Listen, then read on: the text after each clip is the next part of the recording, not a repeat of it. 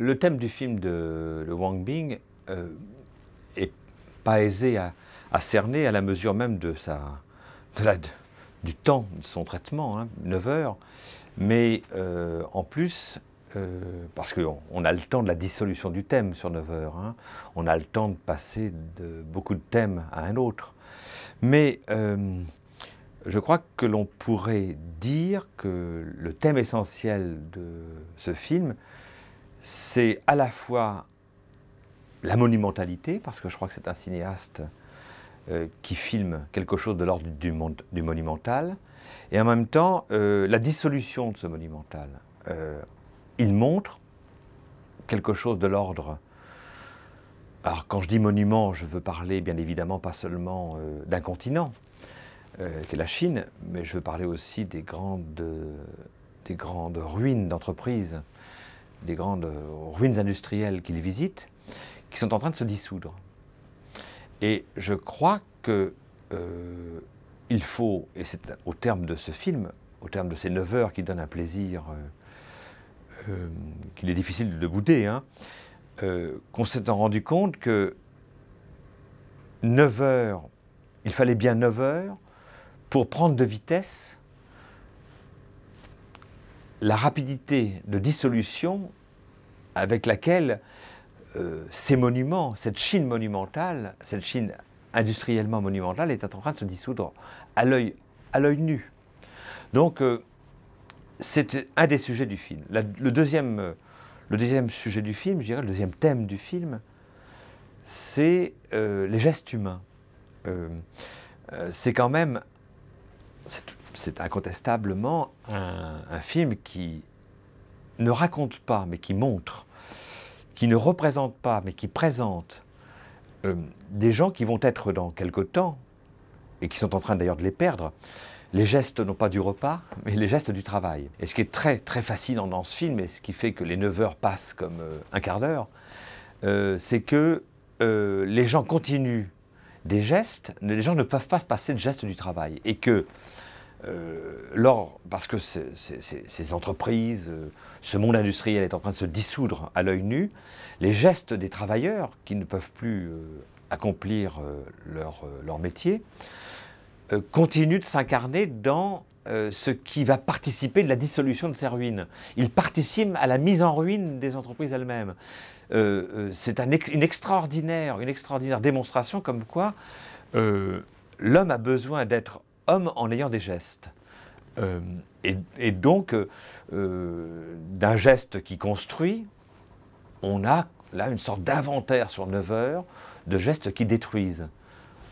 Évidemment, ce ne sont pas les hommes qui détruisent des usines, mais on voit bien comment les gestes des hommes accompagnent, je devrais dire, accompagnent la dissolution des outils du travail. Bon, je trouve que c'est ça. Alors si je devais rajouter un troisième thème, 3 c'est mieux que 2, je dirais c'est aussi la traversée d'un continent, la traversée d'un espace. Ça c'est banal de dire ça, mais là où c'est moins banal, c'est que ce cinéaste tente de traverser cet espace, j'allais dire en direct, mais je dirais plutôt en essayant de donner, c'est une utopie, hein, l'utopie cinématographique de, je crois, pas mal de cinéastes dans l'histoire du cinéma, c'est d'avoir fait un film qui épouserait exactement la réalité, qui serait au-delà du copier, qui doublerait exactement la réalité, qui la dupliquerait. Hein, c'est-à-dire qu'il n'y aurait plus de montage, mais le cinéma serait devenu une véritable empreinte du temps qui s'écoule. C'est la fameuse formule d'André Bazin, le cinéma comme un moulage du temps, hein, un moulage de la durée du monde, un moulage de la durée des événements du monde. Il y a une utopie à l'ouest des rails, chez ce cinéaste, qui réside dans le fait de traverser ce territoire, traverser ces immensités industrielles qui sont en train de se dissoudre, mais donner au spectateur le sentiment que c'est en temps réel, que c'est dans le temps réel de cette dissolution, que c'est dans le temps réel de cette traversée. On a le sentiment qu'il n'y a pas de montage, d'une certaine manière, parce qu'il y a peu d'effets de montage. Et en fait, il y a un montage, évidemment, fantastique, puisque le film a été tourné sur une très longue durée, en temps, alors qu'il ne fait que 9 heures. Il ne fait que 9 heures. Je dirais, c'est les trois sujets du film. Je crois que c'est un film qui n'a pas d'ambition politique.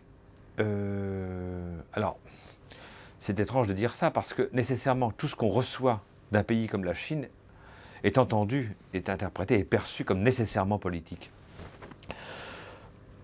Ou alors, si ce film est politique, c'est parce qu'il s'agit des conditions dans lesquelles les hommes et les femmes, enfin les humains, sont en train de penser, reconstruire un tissu social, un tissu urbain, du fait que jusqu'ici, ce qui reste du tissu urbain, qui est montré, dépendait étroitement du tissu industriel. Ce qui est évidemment très très frappant dans le film, c'est la seconde ou la troisième partie, je crois que c'est la partie Vestige, qui s'appelle Vestige, où on voit bien que Wang Bin tente de filmer les appartements, les maisons, là où vivent de manière domestique et privée les gens. Il les filme vraiment délibérément, comme il filmait les entreprises au début, dans la partie rail, si je me souviens bien, ou rouille plutôt, rouille. Il filme les maisons et leurs couloirs et leurs pièces de la même manière. Et ce qui est très intéressant aussi, c'est que la manière dont Wang Bin filme les usines au terme quasiment de leur usage, c'est qu'il les filme déjà, ces usines, comme des espaces de vie intime, des espaces de vie quotidienne. On n'y voit plus les hommes que comme des gens qui se baignent, qui se nettoient, qui parlent ensemble, qui jouent aux cartes, qui déjeunent ou qui dînent ensemble, qui se réunissent. Bon, c'est-à-dire que l'usine a un devenir de vie domestique. Du moins pendant quelque temps avant l'effondrement général de toute cette ferraille. Mais évidemment, là où Wang Bin jette son dévolu, son intérêt de cinéaste, c'est comment vont vivre urbanistiquement, quel type de ville va accueillir les gens qui ne travaillent plus dans les usines, comment les gens vont-ils vivre dans des villes qui vont nécessairement être profondément transformées par le fait que un grand centre sidérurgique ou un grand centre qui lamine le fer ou un centre de traitement chimique ou de galvanisation des matériaux, comme on en voit dans le film, comment ces villes vont-elles vivre? D'autant plus que nécessairement, mais ça c'est comme en France, il faut se souvenir jadis que au fond d'une certaine manière, les villes qui entouraient les grandes usines du Creusot ou les villes qui entouraient les grandes mines dans le Nord étaient dans une sorte de relation mimétique avec les lieux de travail. Hein. Et là c'est pareil nécessairement. Donc en cela il y a quelque chose de politique parce que, au sens de qu'est-ce que va être la ville de demain? C'est ça qui est politique dans le film. Je suis un peu long pour parler de la politique du film et je fais beaucoup de détours, mais parce que je crois en effet que de la part de ce cinéaste, il n'y a pas, de mon point de vue, de message politique. Il y a chez Wang Bin un parti pris, je dirais, presque rossellinien dans le film. Je crois que Wang Bin ne pense pas...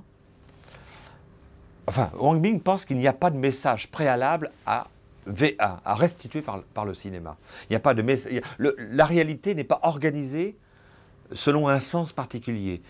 C'est pas en regardant la réalité qu'on va percevoir une organisation déjà du monde de telle manière à pouvoir en tirer une morale ou un sens. Wang Bin fait partie de ces cinéastes, je dirais comme Rossellini, comme dès l'invention du cinéma moderne, qui croient que le sens vient du filmage, le sens vient du tournage, que c'est en laissant advenir à lui, à sa caméra, le paysage, parce qu'il a une manière de filmer qui est une sorte de permanente pénétration dans le paysage, en laissant venir à lui les personnages, les personnages, pour dire vite, que tout ça va prendre devant la caméra. C'est le fait de filmer qui donne du sens. Mais le sens n'est pas déjà là. Le monde n'est pas déjà inscrit dans un sens préalablement constitué, soit par un scénario qui serait l'œuvre du cinéaste, soit par un grand timonier. Celui-là, vous savez bien, il est mort depuis longtemps. Depuis quelque temps, en tout cas. Il y a d'autres timoniers, mais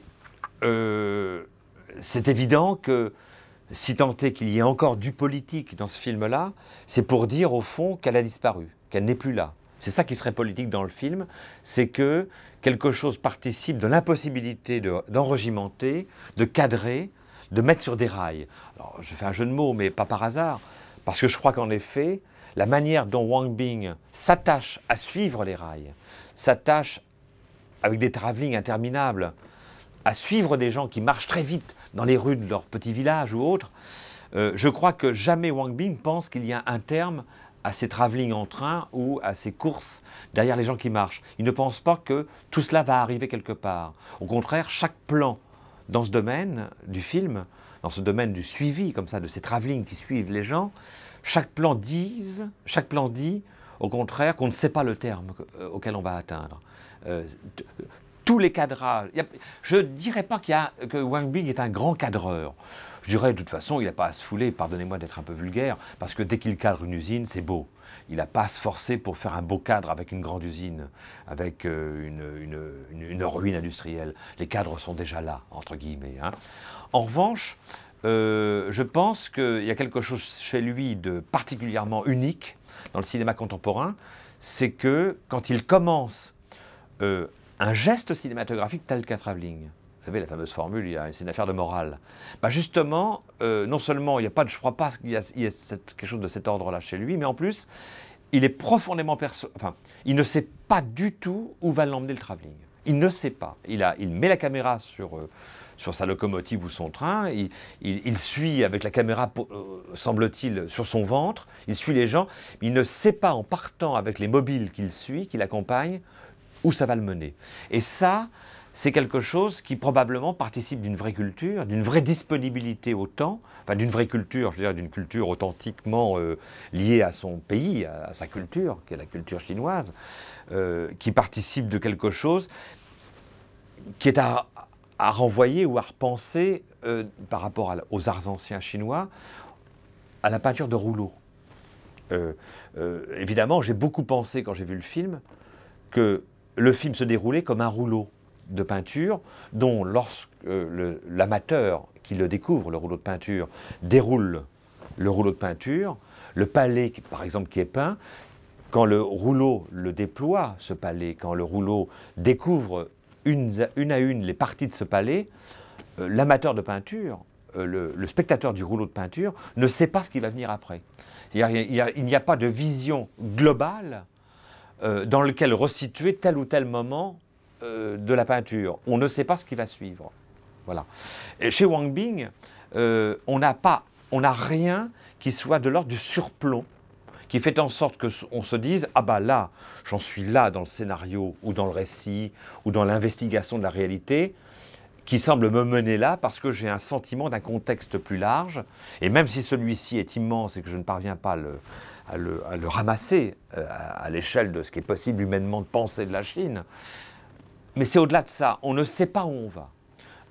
Et lui-même, Wang Bing est comme un peintre qui ne sait pas où il va.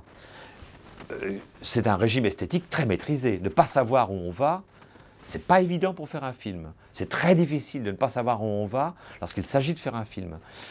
C'est probablement plus difficile que de savoir où on va. Parce que savoir où on va dans un film, il suffit de faire un bon scénario là-dessus, et on filme le scénario. Là, encore une fois, c'est très rossellinien. Pour une part importante du film de Wang Bing, il ne sait pas ce qui va advenir. Il ne sait pas ce qui va se présenter devant sa caméra. Il ne sait pas quel est l'accident qui va survenir devant son filmage. Et il en fait un régime esthétique. Hein.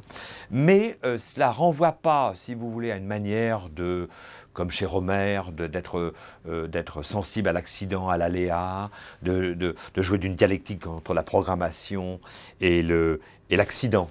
Hein, ce qui va survenir et qu'on n'a pas maîtrisé. Chez Wang Bing, ça me semble relever d'une conception de la représentation du monde qui participe, encore une fois, du rouleau. C'est-à-dire qui participe du fait que on prend en considération ce qui se présente à soi et on ne le remet pas nécessairement pour le maîtriser, l'interpréter et l'intégrer en soi, on ne le remet pas forcément dans un grand tout. C'est le cas, encore une fois, pardonnez-moi de me répéter, pas seulement du peintre de rouleau chinois, mais c'est aussi le cas de l'amateur qui découvre un rouleau. Vous voyez, il est facile d'en voir à Paris, au musée Guimet, certains rouleaux, ils ne peuvent pas être déroulés en entier, mais on voit bien que si nous devions les dérouler, on les déroulerait progressivement, sans connaître, pour apprécier chaque moment du rouleau, le terme de ce rouleau. Et il y a quelque chose de très fort là-dessus, dans cette conception du cinéma de Wang Bing. Et si on oublie cette dimension picturale du rouleau, qui a la faculté en peinture de s'attacher qu'au présent du visible, hein, mais on ne comprend pas non plus l'esthétique de ce film qui dure 9 heures. Les 9 heures du film, ce n'est pas seulement une performance pour Wang Bing, c'est pour donner justement au spectateur ce sentiment, et plutôt pour donner au spectateur une sensation d'oubli, qu'il y a un terme à un récit. Alors que tout le cinéma occidental est fondé au contraire sur un début, sur l'acmé du film, sur un nœud dramatique qui est le sommet du film, et sur une fin. On sait tous, nous spectateurs occidentaux, que quand on va voir un film, on sait qu'il y en aura une fin. On sait même, on a intériorisé en nous d'ailleurs, une économie du temps du film. On sait très bien ce que ça veut dire de rester 2 heures quand on y entre. Alors vous avez quelques grands cinéastes aujourd'hui comme Béla Tarr, le cinéaste hongrois, qui font des films de 7 heures. Mais je dirais, chez Béla Tarr, on n'oublie pas le terme du film. Il y a quelque chose chez Béla Tarr, pardonnez-moi d'employer ce mot un peu qui va vous paraître prétentieux ou fat, mais c'est téléologique chez Béla Tarr. On va vers quelque chose, il y a un but à atteindre qu'il s'arrange pour ne pas nous faire oublier. Je pense en particulier à un de ses derniers films, Les Harmonieurs de Wachtmaster, où il y a une histoire d'usine aussi. Hein. Chez Wang Bing, les 9 heures sont là pour vraiment, non pas nous faire oublier au terme de 9 heures, et nous rendre compte à la fin des 9 heures que nous avons oublié que le film est en train de se dérouler, c'est pour nous faire penser, enfin, c'est pour nous faire oublier à chaque seconde du film qu'il y a un terme. Hein. Donc c'est très compliqué. C'est assez unique comme expérience. Hein. Je dirais que ce film de Wang Bing est probablement pas un ovni, hein, parce que je pense qu'on va en voir de plus en plus. Il est un des premiers qui apparaît. On est entre un documentaire, incontestablement, c'est la Chine que l'on voit, mais on est aussi confronté à, probablement pas un film de fiction, mais je vais y revenir, mais on est confronté incontestablement aussi à un objet plastique. On est confronté à une expérience plastique, ce qui n'est pas toujours le cas du documentaire. On n'a pas le temps d'avoir l'expérience plastique avec un documentaire traditionnel. Pour avoir une expérience plastique, pour avoir une expérience qui est en rapport avec des sensations qui vous sont données par des objets, des espaces, des lumières, il faut du temps. Il faut du temps. Et là, on a du temps. Et au terme d'un moment, ce à quoi on s'attache, c'est moins le sort des gens qui vivent, c'est moins le sort de la Chine contemporaine auquel on s'attache, c'est aussi simplement de simples événements optiques auxquels on s'intéresse. Ce sont de simplement événements du visible auxquels on s'intéresse. Ce sont tout simplement des sensations que produisent la lumière, l'ombre, la poussière, le froid, la chaleur qui vient jusqu'à nous via des synesthésies compliquées, hein. Pas seulement parce que des gens ont froid, parce qu'ils n'ont pas l'air d'avoir trop froid, mais on a parfois des vrais sentiments physiques qui proviennent des images, simplement parce que Wang Bing sait filmer aussi les matières, hein, l'eau, la poussière, la boue, la suie. Bon, c'est un objet plastique. Alors, le fait qu'il n'y ait pas de commentaire ajoute encore à la muétude de l'objet plastique. Hein, un objet plastique, souvent, c'est muet. La peinture est un objet plastique, c'est muet, la peinture. Une photographie, c'est muet. Donc, la muétude du film ajoute au caractère plastique du film.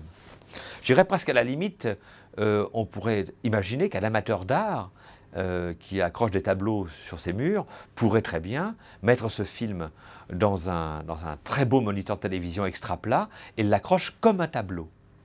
Ce serait, pourquoi pas, envisageable.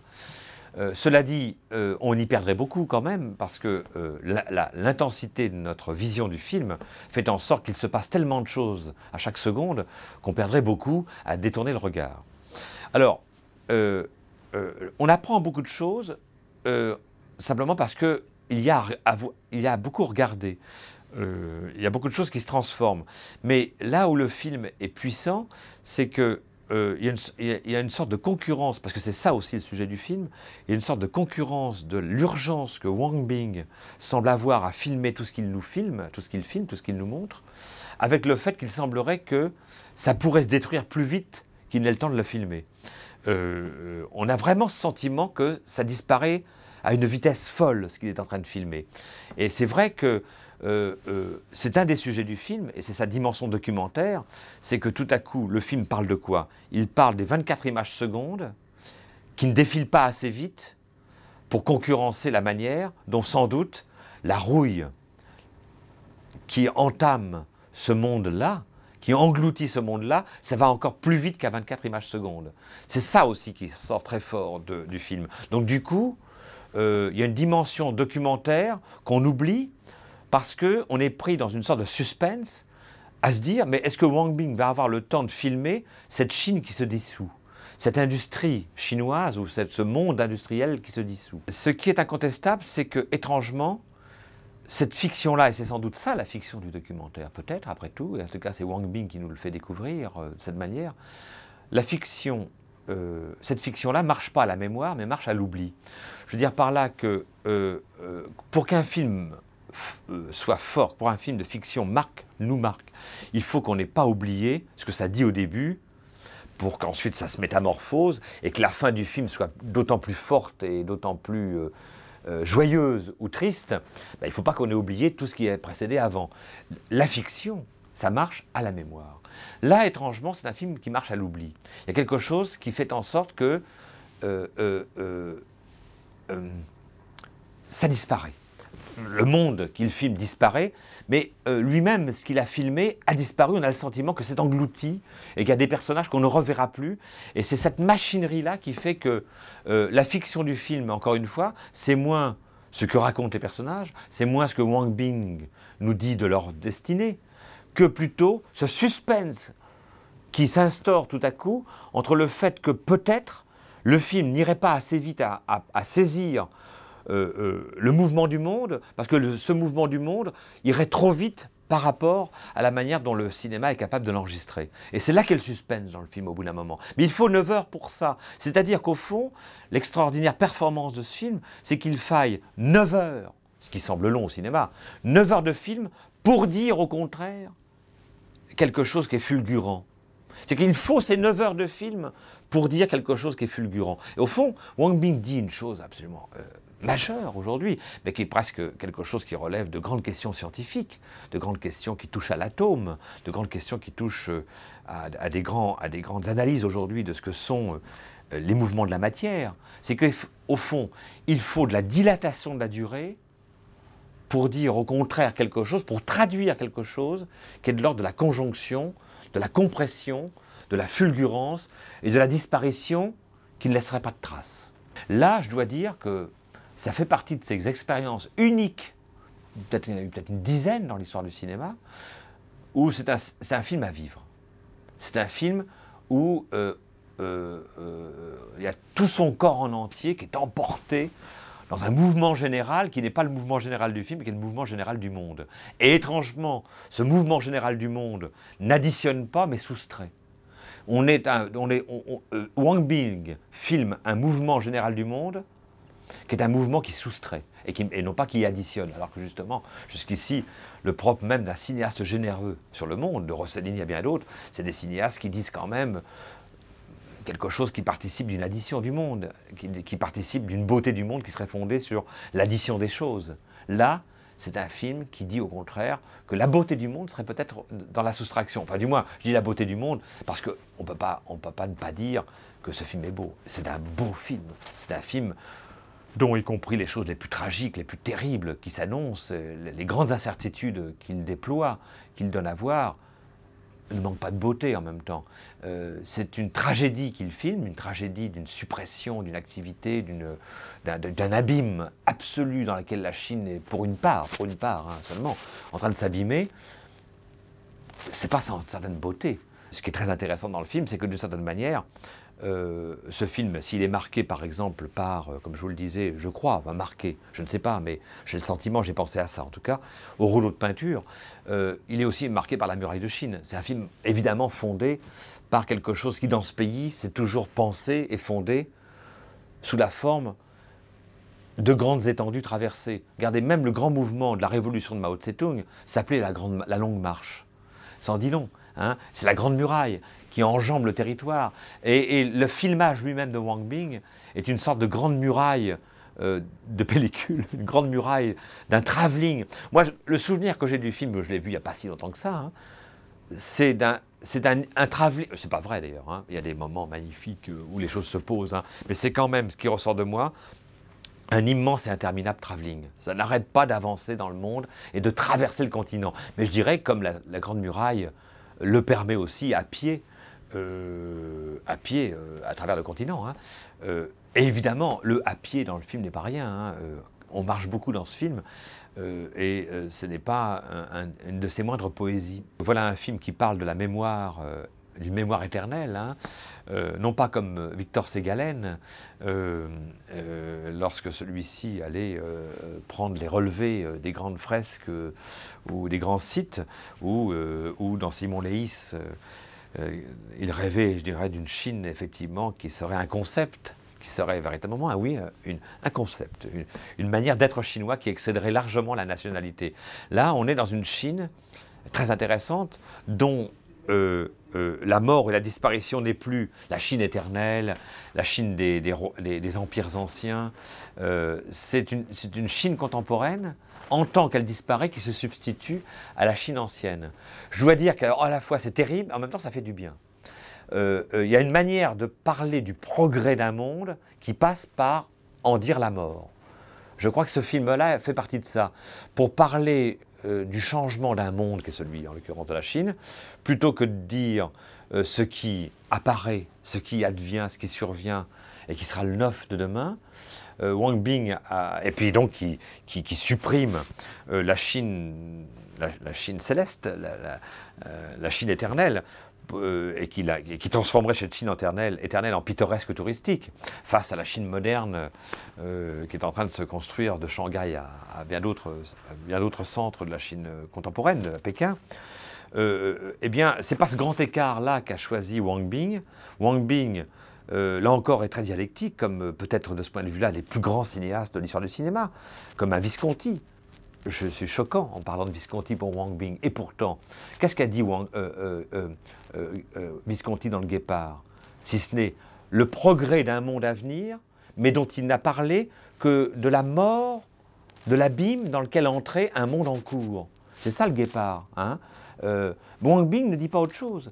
Je ne crains pas de dire que dans ces 20 dernières années, ce film fait partie, je pense, depuis probablement l'apparition de Godard et ce que j'ai cru entendre dans la dernière partie de l'œuvre de David Lynch, je crois que c'est la chose la plus surprenante que j'ai vue dans ces 20 dernières années de cinéma.